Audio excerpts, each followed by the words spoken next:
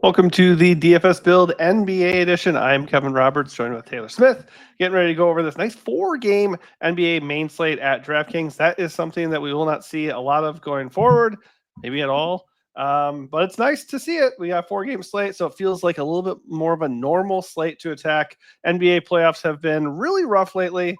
Shout out to Tyler Hero last night with 6 fantasy points. And by the way, Peyton Pritchard, what the hell, man? Like, even with Drew Holiday out, he takes 2 shots. Like, it's just been weird. So the point, though, we're going to hopefully help you win. If anything we do in this video does help you, please hit the like button and also subscribe to the channel. That way you get alerted to future videos. We cover NBA, MLB, and you will not miss out on those. And that helps us out quite a bit as well. If you want extra help, you can get our picks for NBA, our picks and stacks for MLB, and we also cover MMA and UFL. You can get that by hitting up our Patreon, which is linked below this video.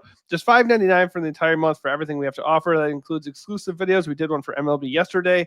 And then, of course, we have Discord. You get access to that too. So definitely worth it. And you get everything that we do cover. All right, let's get into it. The way we go position by position, break down the top plays.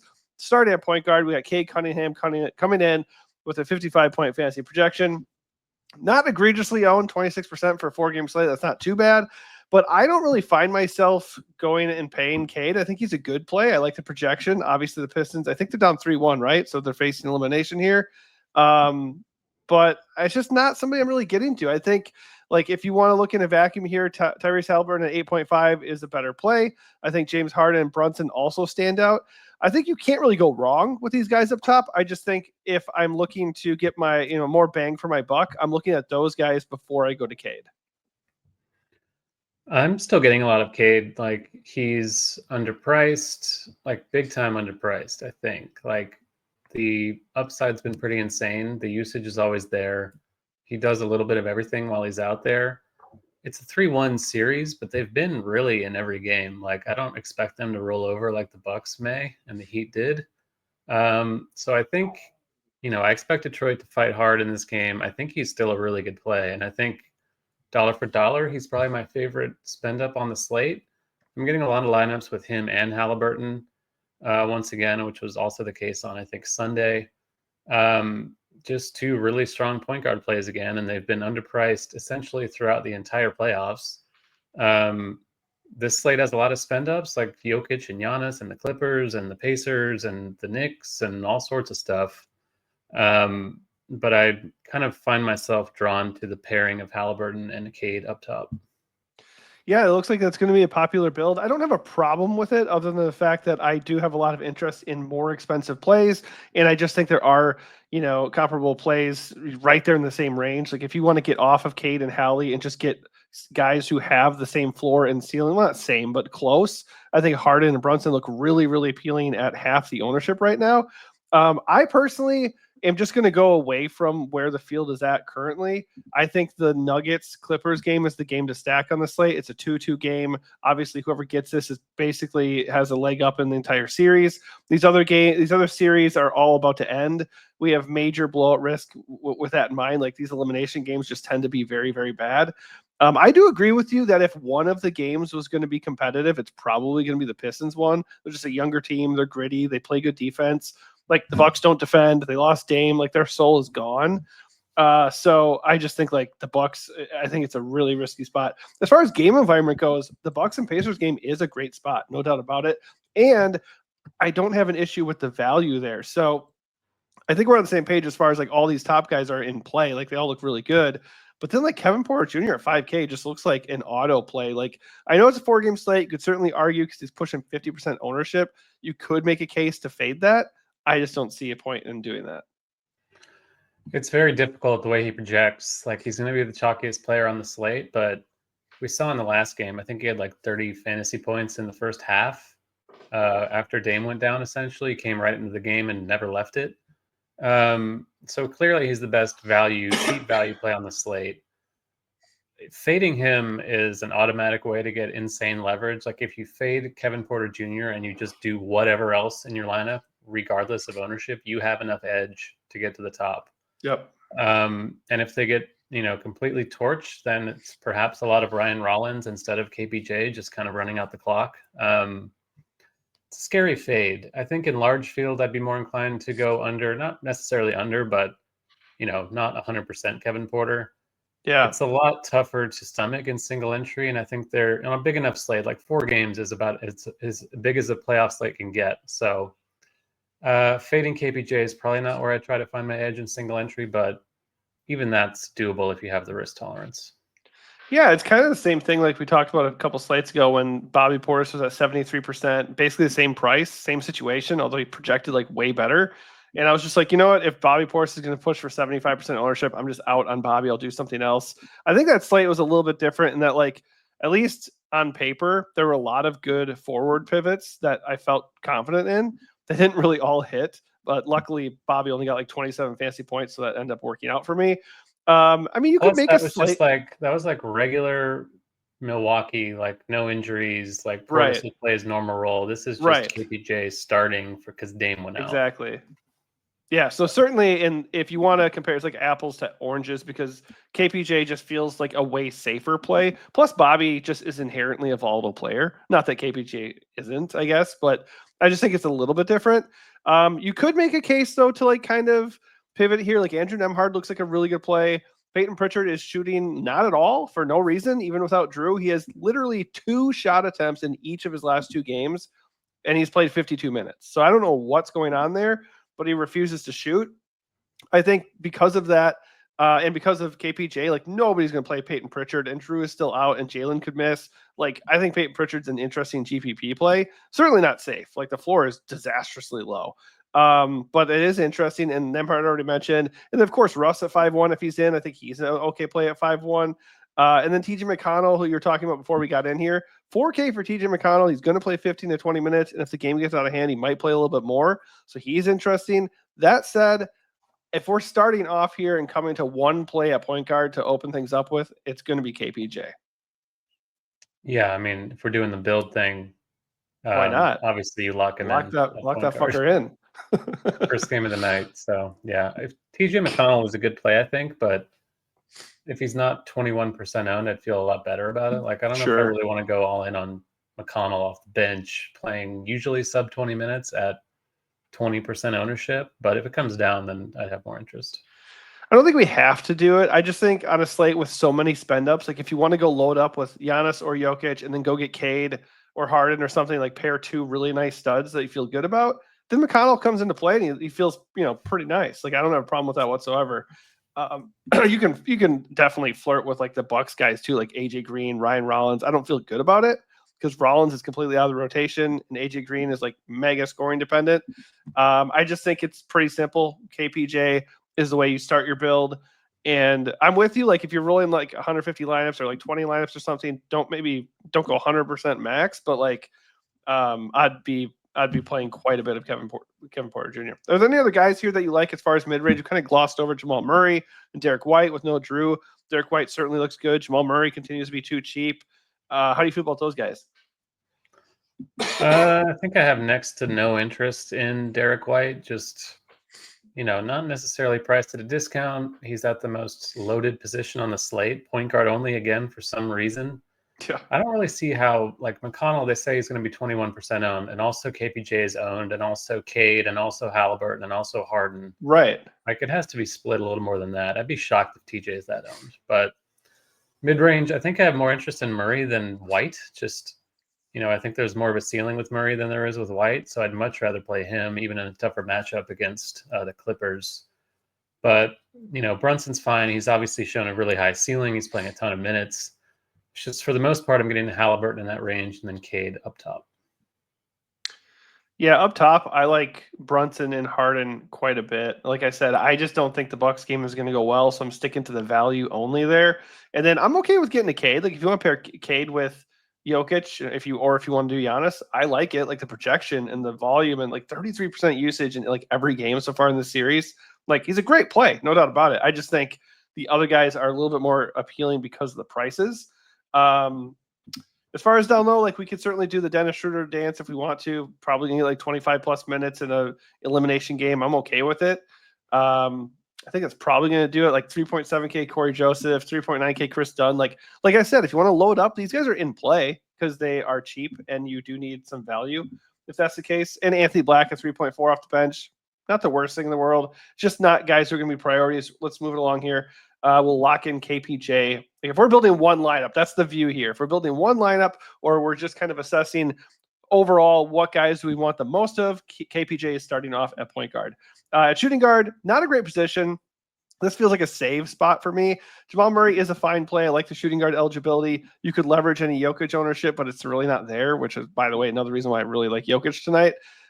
Jamal is just a nice price, okay projection, not the best matchup, not very owned. So if you wanted to play Murray, I don't have a problem with it at all. Not into banged up Jalen Murray in the worst game environment of the slate.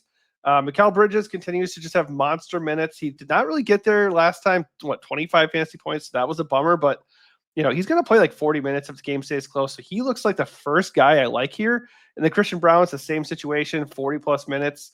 If the game is close, 5.4. I think I prefer him to Mikal Bridges. Bridges has a better ceiling, but Braun just saves me a little bit of money, and you're getting basically the same play. What do you think here at shooting guard? I think my favorite's Neesmith.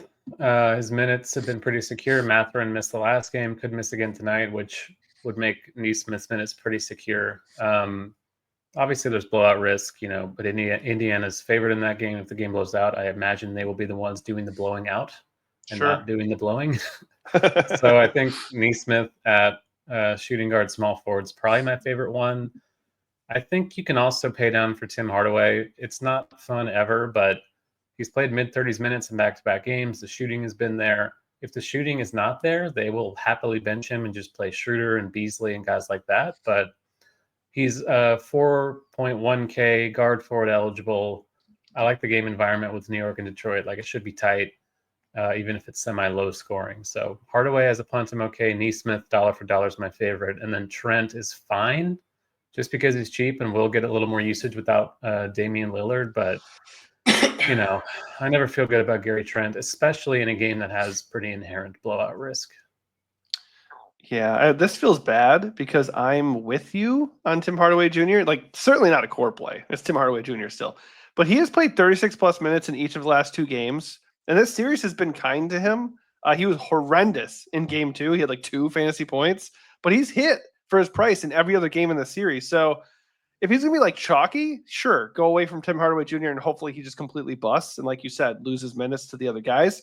But on the surface here, Tim Hardaway Jr. looks like a really good play. If he's going to get 35 plus minutes, how is he not going to pass that 4.1K price tag? So not a guy I just want to like lock in right away, and certainly not a guy I want to be over the field on. But I think he is a guy that I would probably get to like 25-30% of the time at least in my lineups if I'm maxing. So I'm with you on Neesmith. The problem is like it's going to be Neesmith or Nembhard. One of them are going to do really well, and the other one's going to be horrible. So that's just like I guess you could play them together, but I personally would probably do a rule where I'm splitting them, and then you just hopefully get more of the correct play than not. I think they're both so cheap that you can play them together. Sure. Like, I understand. I kind of agree that it's not necessarily ideal when you look at your lineup and see 2 low usage Indiana guards there, but on a slate with shaky-ish value beyond Porter, I think it's okay. Yeah, and honestly, they could still play a little bit in the fourth quarter because it's still a playoff game. Like, assuming it's not like a 40-point housing and just like a 20-point lead or something, they would bench Hallie and Siakam and Turner, and then maybe these guys would actually get a little bit of burn. So I'm okay with them. I'll defer to you here. The game only does have an 8-point spread, so like we're talking about it might not be a blowout. Like, there's a decent chance Milwaukee has some fight left. Well, judging by this series, I personally don't think so because they've been like completely manhandled, like in every game but one of them, basically. I just would imagine they give up. And honestly, Pacers are relentless. They've been all over them from the jump in like every game except for the one. So I don't have much faith in it. I am a Bucks fan. I think it's big time over. But you're not wrong. It is a good DFS environment too. So like certainly there is a case to just stack up the Pacers Bucks game and like ride the narrative of like Giannis is going to bust, just go nuts, and the Bucks are going to rally and get back to Game 6 and whatever. So certainly I would leave a little bit of room for that, even if you're kind of rolling with my logic here. But personally, I'm going away from that game. I think, sorry to interrupt, but I No, think go if you ahead. want a Hardaway pivot, it would probably be Chris Dunn at a lot lower ownership. They're really not that different. Like they're both poor per minute guys. Dunn's minutes are somewhat at risk just because guys like Batum have played well off the bench lately. But if you want a straight line pivot and you're concerned about Hardaway into ownership, I think Dunn for 200 less is totally fine. Yeah, for sure. Only 3.9. Yeah, I don't love that he's been losing minutes the last couple of games here. He's usually out there for his defense, and he's even. It's so weird. He's like even less of a threat offensively than Tim Hardaway Jr. Well, yeah, he's like at least Tim Hardaway Jr. can shoot. Right. Chris Dunn's not really not a marksman out there. No. All right. So how do you want to roll here at shooting guard? I mean, I like a lot of these value guys, so I'm okay with going. I don't Let's feel go like with there's. Neesmith. Okay, we can do Neesmith. Like I will say, like I don't think there is a Kevin Porter Jr. at shooting guard. Like Kevin Porter Jr. is a lock for me at point guard for the most part. But at shooting guard, I could go back and forth between. By the way, like Norm Powell, also good. Like I have no problem with Norm Powell. Like that he's small forward eligible too. I think he's a really good play. Over at small forward, Jason Tatum leads the way. I don't really have a lot of interest in him as far as game environment and ceiling. That game has blowout risk. It's just a really bad spot for DFS purposes. That said, like in a tournament, you certainly can get to Tatum. That's fine. Just because of what I said, not super into Franz Wagner. I think the Knicks guys are okay. Hart, OG Anunoby, totally fine. Prefer OG because he's cheaper and they project about the same. Zero interest in Jaylen Brown. And then we get to some of the guys we already touched on. Plus MPJ, who I do have a considerable amount of interest in because his price is really low and he does have a bit of a ceiling. Like if he can hit his shots and go get those rebounds, he's pretty interesting at 5.5. Yeah, I think he's a pretty strong play if you can stomach the risk. He's playing through injury, so that's worth noting, but you're getting a good discount, so I'm okay with it. I think the discounted player in which I have the most interest reluctantly is Anunoby, just because he's 6'3". He was like 8K a few weeks ago without Brunson when he was like carrying the offense. He's been very hit or miss in the series. The usage is kind of suspect. It's really just concentrated with Brunson and then Towns in the last game. Anunoby's kind of played a peripheral role, not really doing a lot else besides scoring. So if you want to fade it, I understand, but I think that's just a buy low I'm going to buy in on. Like he's going to play 40 minutes. The game should be close. If he can hit his shots, obviously he has a ceiling there. So among the discounted small forwards, it's another weak position. Like all these same guys we talked about as shooting guard are pretty much here at small forward. But one of them that isn't is Anunoby, and he'd be the one I'd be building around, I think. Yeah, I have no problem going there at all. Some of the other guys we already touched on, Neesmith, Trent. Anybody else down here? Like, are you doing the Ozar Thompson dance? Are you doing anything with Kuz with Dame out? No? Yeah. Didn't think so, sir. All right, we can just fire up OG. Nothing wrong with him whatsoever. We'll kick it over to power forward. I'm assuming you're with me and not really interested in Franz or Tatum.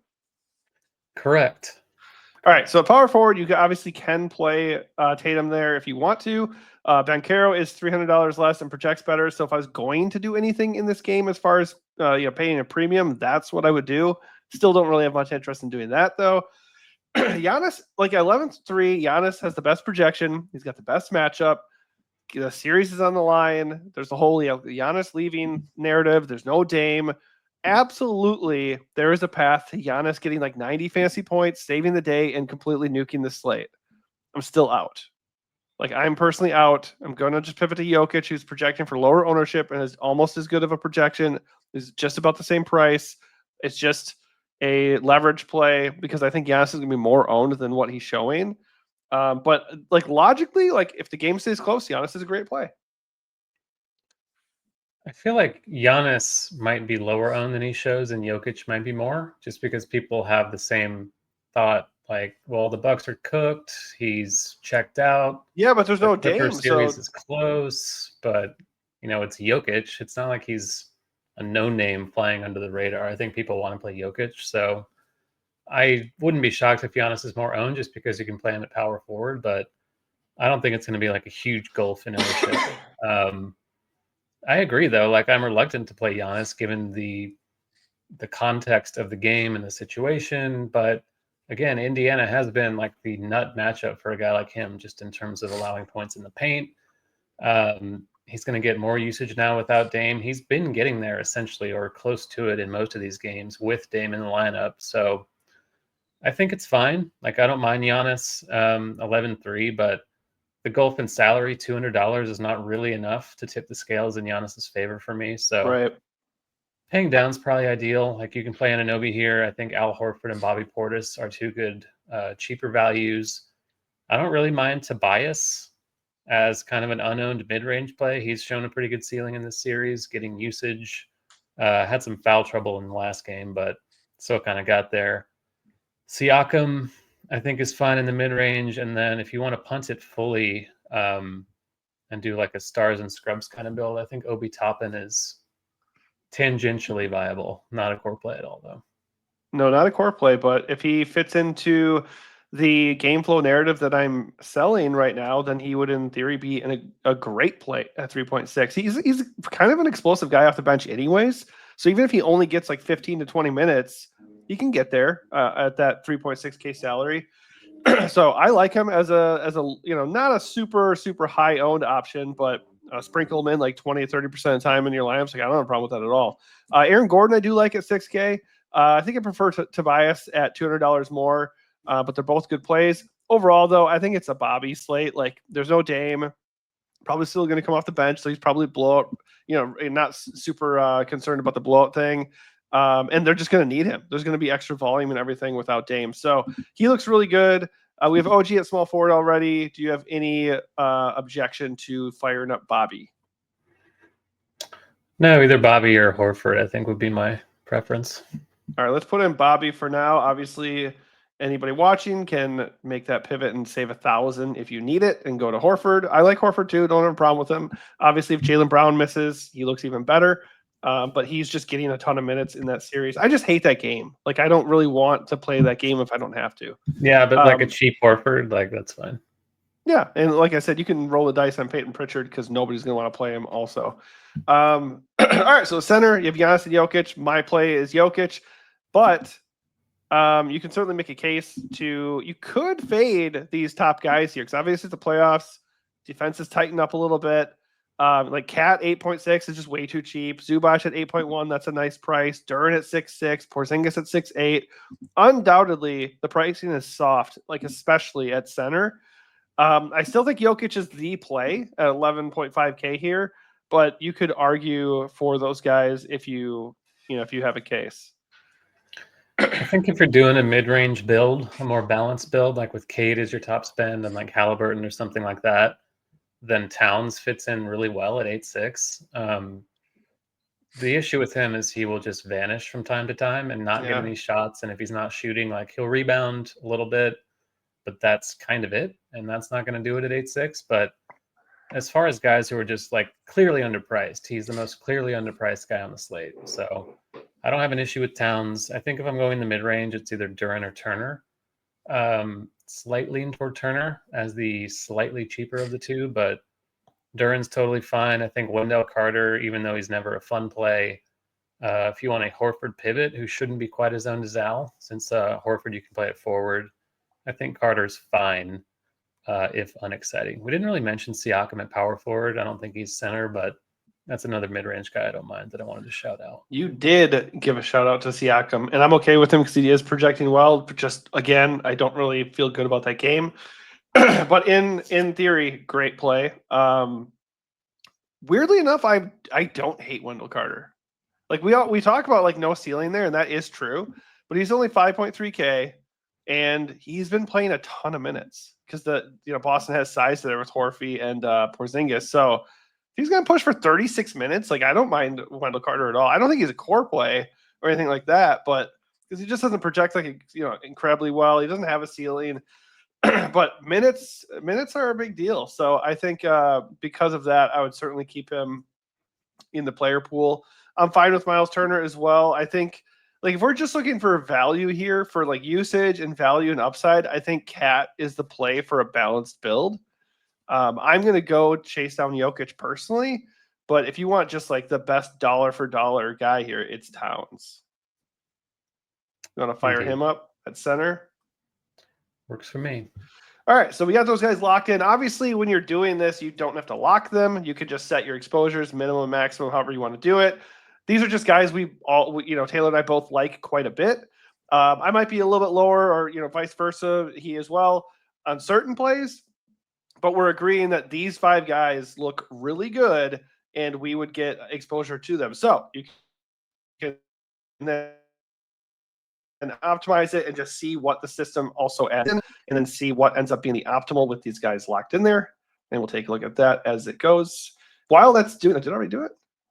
No, I didn't build it. Where did I do it? Okay, anyways, as it's building, again, why don't you cap things off with your flag plant of the night and your general strategy. We've talked kind of a little about like the Giannis Jokic thing, but we kind of talked a little bit about what we would do if we went balanced.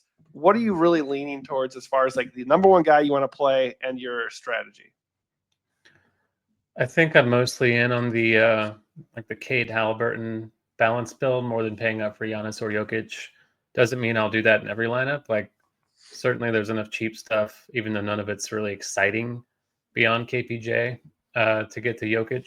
So I think the preferred build for me would be balanced, though. Like I would flag plant Cade probably on this slate. Just the minutes are insane. Usage is very consistent, over 30% in the series. Does a lot while he's out there. He's the hub of the offense, and I think he's not expensive enough. So this has been kind of a kiss of death in these playoffs. Like I flag planted Cat on the flat line. I flag planted Hero last night. So hopefully the curse will end with a nice Cade game tonight. I have nothing bad to say about Cade. I think Cade Halley right now is looking like a chalky-ish build. So just because of that, like I would agree. I would if that is what is coming out, I would get to that a decent amount. Like I'm okay with it. But if I'm doing a lot of lineups, I would just be over on certain plays. And one of them, like if the ownership can be trusted at all, and if people are going to be in on Giannis, I'm just going to go like a good amount over on Jokic. And I'm just going to go over on the Clippers Nuggets game in general. It's got a tight spread. It's a massive game 5 with the series tied 2-2. Just don't feel like there's as much blowout risk. Speaking of kiss of death right there. As some of these other games, and I just think some of the other games are problematic. So that's my general strategy. And I don't want to say Jokic is really a flag plant, but if nobody is going to be, or if like people are really gravitating towards Giannis or even like a balanced build, then Jokic suddenly could, go a little bit overlooked, which feels a little bit strange. Okay, so we ran the lineups here. Keep in mind we did lock those guys in, so you're going to see them in the top lineup as well. But some of the other guys we were also touching on, TJ McConnell, Tim Hardaway, Giannis, of course, is a great spend up. So they finish out this team.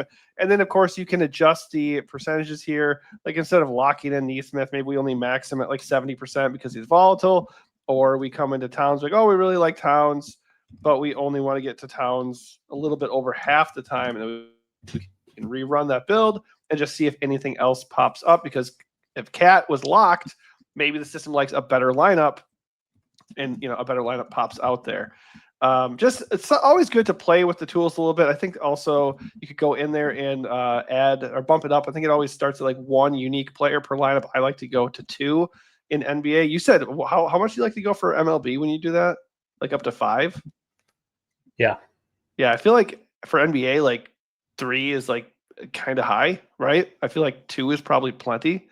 It's because kind like of, how many? I mean, I usually would do 3 if I'm using min uniques in lineup HQ, just because I want things to be pretty different. And you're still getting, with your other lineups, you're essentially hoping you're absorbing less projection for lower ownership, essentially. And if I had, I'm not doing the share screen right now, but if I had all these pulled up, I would look at the projection. Obviously, it's sorted by projection, high to low. I would look at the total ownership sum there. If the lineup, say lineup 2, if it did project for higher ownership than lineup 1, I would simply exit out. Because if it's projecting worse and it's also higher owned, why would I want to play that lineup? Right. So just trim it that way if you can. Like it'll take time.